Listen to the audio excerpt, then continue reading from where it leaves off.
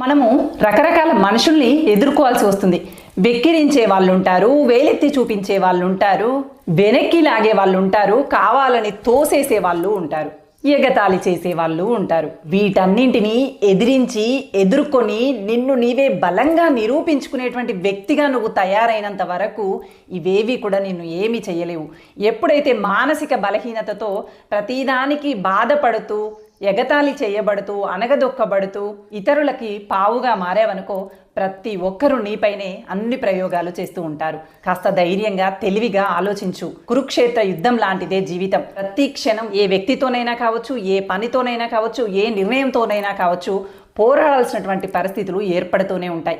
ఎప్పుడు యుద్ధానికి సిద్ధంగా ఉన్నటువంటి యుద్ధ వీరుని వలె సన్నద్ధమై ఉండాలి. ప్రతిదీ ఎదుర్కోవటానికి సిద్ధపడాలి. అంతే తప్ప భయపడుతూ వెనక్కి తగ్గావంటే మిమ్మల్ని తొక్కి పడేస్తారు. ఎప్పుడైనా ఏ సమస్య